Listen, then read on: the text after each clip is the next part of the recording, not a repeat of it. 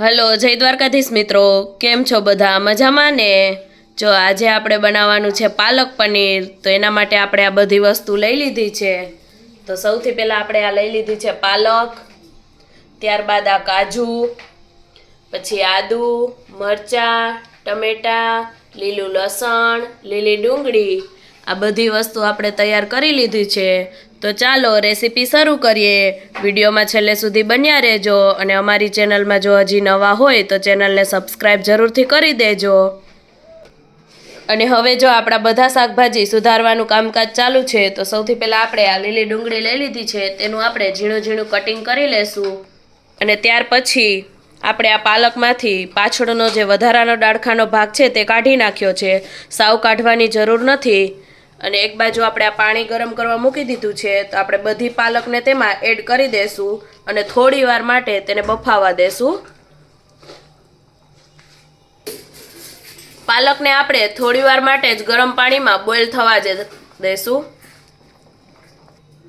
હવે આપણી પાલક ગરમ થઈ ગઈ છે. તો આપણે તેને ગરમ પાણીમાંથી કાઢી અને સીધી તેને ઠંડા પાણીમાં નાખી દેશું.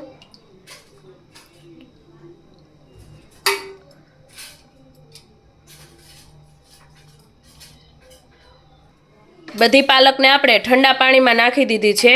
આ પ્રક્રિયા કરવાથી પાલકનો જે લીલો કલર છે તે એકદમ જળવાઈ રહે છે અને શાકમાં પણ તેનો એકદમ આવો લીલો કલર જ આવે છે. એટલે જ્યારે તમે પાલક પનીર બનાવતા હોય તો પાલકને આ રીતે સૌથી પહેલાં ગરમ પાણીમાં નાખ્યા પછી ઠંડા પાણીમાં તરત જ એડ કરી દેવી. હવે આપણી લીલી ડુંગળી સુધારાઈને પણ તૈયાર થઈ ગઈ છે.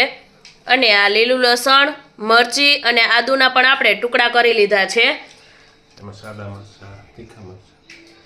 એમાં આપણે બે પ્રકારના મરચાં લીધા છે. આ છે ખૂબ તીખી મરચી આવે એ છે, અને આ થોડાક ઓછા તીખા મરચાં આવે એ છે.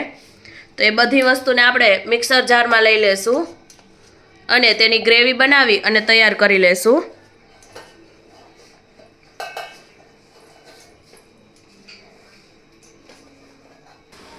આપણા આદુ મરચાં અને લસણની પેસ્ટ બની અને તૈયાર થઈ ગઈ છે.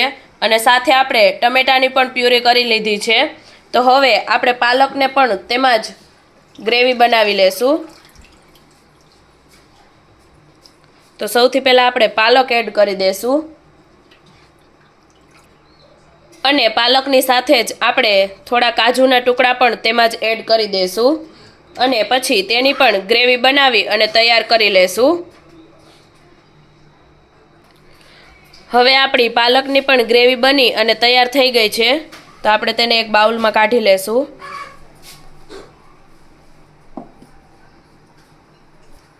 હવે આપણે એક કડાઈમાં તેલ ગરમ કરવા મૂકી દેશું.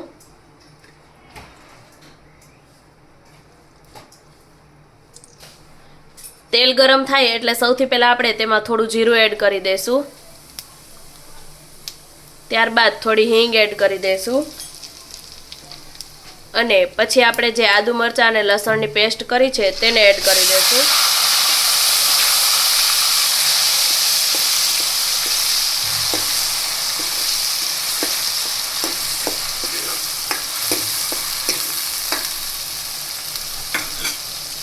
આદુ મરચાં અને લસણનો વઘાર કર્યા બાદ આપણે તેમાં જે લીલી ડુંગળી સુધારીને રાખી છે તેને એડ કરી દેશું.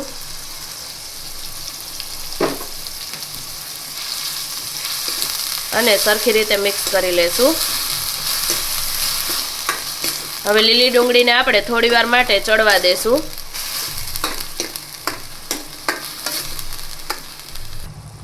હવે આપણે તેમાં બધા મસાલા એડ કરી દેશું. તો અડધી ચમચી જેટલી હળદર, અડધી ચમચી ગરમ મસાલો,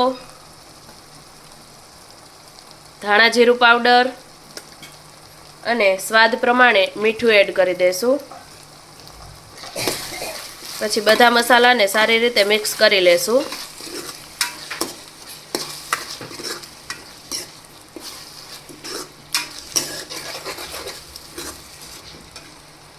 અને હવે આપણે તેમાં ટમેટાની પ્યોરી પણ એડ કરી દેશું.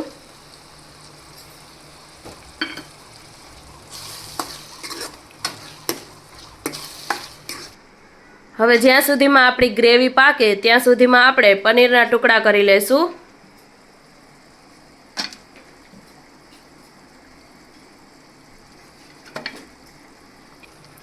હવે આપણે તેમાં પાલકની ગ્રેવીને એડ કરી દઈશું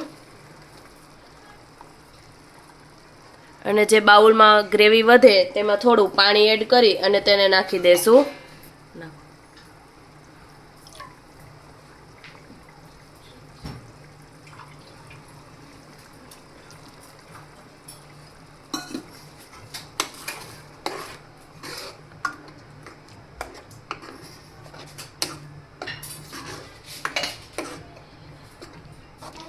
હવે આપણી ગ્રેવી પાકી ગઈ છે તો આપણે તેમાં પનીરના જે ટુકડા કર્યા છે તેને એડ કરી દઈશું.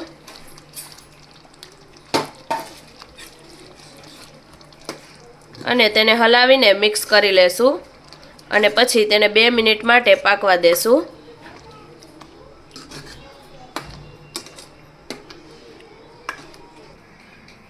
તો તૈયાર છે આપણું એકદમ રેસ્ટોરન્ટ જેવું પાલક પનીર. તો તમે પણ ઘરે આ રીતે જરૂરથી ટ્રાય કરજો અને કમેન્ટ કરીને જણાવજો કે તમને રેસીપી કેવી લાગી. વિડીયો ગમે તો લાઈક કરજો, શેર કરજો અને ચેનલમાં નવા હોય તો સબસ્ક્રાઈબ કરવાનું ના ભૂલતા. અને આવી અવનવી ગુજરાતી વાનગીઓ જોવા માટે અમારી ચેનલની એકવાર અવશ્ય મુલાકાત લેજો.